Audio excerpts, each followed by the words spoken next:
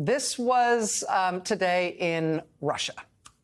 This happened on at least 3 different major TV providers in Russia today. The grid looks at first like the normal rundown of channels and shows. But if you go, for example, to Channel 1, if you go to any of the other big state-sponsored TV channels, it looks on the grid like every single program has the same name. For all the channels, for all the time slots, all the shows now have the same name. I mean, if you don't read Russian, you can see that they're all the same. I don't read Russian, but we had it translated. It turns out, according to your TV today in Russia, every single show on every single station and every time slot was titled, "On Your Hands is the Blood of Thousands of Ukrainians and Hundreds of Their Murdered Children. TV and the authorities are lying. No to war."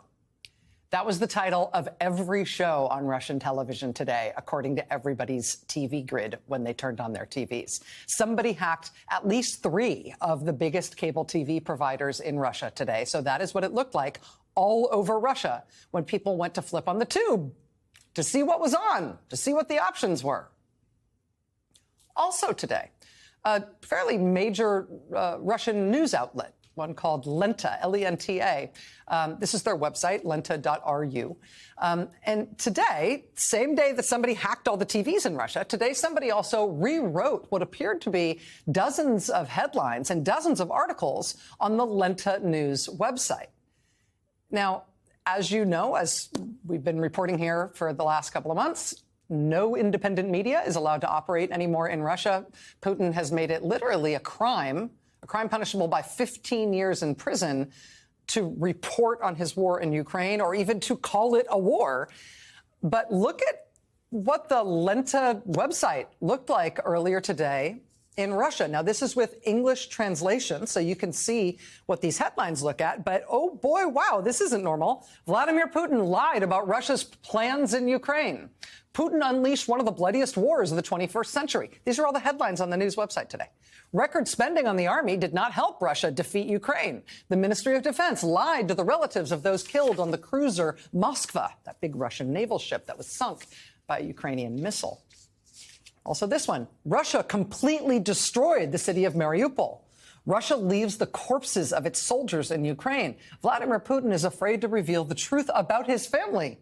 Putin turned the state into the main robber, meaning like the main thief of Russians. Vladimir Putin has turned into a pathetic dictator and paranoid.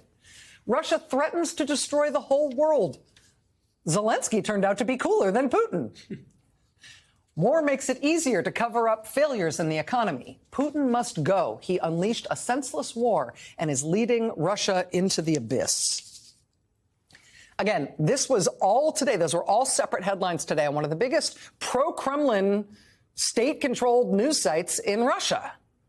And it wasn't just the headlines that they changed. Each one of those that I just described to you, each one of those headlines I just read goes to a full article that has also been rewritten. I mean, in a country where they do not allow journalism anymore, they do not allow criticism of the government and especially of the war, these sentences posted today on a Russian news site, these were like a DEFCON 1 level threat to the state. Look at this. Quote, Russian President Vladimir Putin bears full responsibility for the senseless and bloody war against Ukraine. Guided by far-fetched pretexts about threats to Russia, the head of state plunged 2 neighboring peoples into a war in which there will be no winners, only losers. The president's decision will cost the country isolation, poverty, and a rollback to the very 90s that Putin loves to scare Russians with. In more than 20 years of his reign, he has turned into a dictator who began to believe in conspiracy theories and who lost touch with reality. Right now, Putin is depriving millions of Russians of their future and taking the lives of innocent Ukrainians. Vladimir Putin must immediately stop the war and resign. It is one thing to read that in a Western news source, or to read that in any news source in the world anywhere other than in Russia, but to read that in Russia?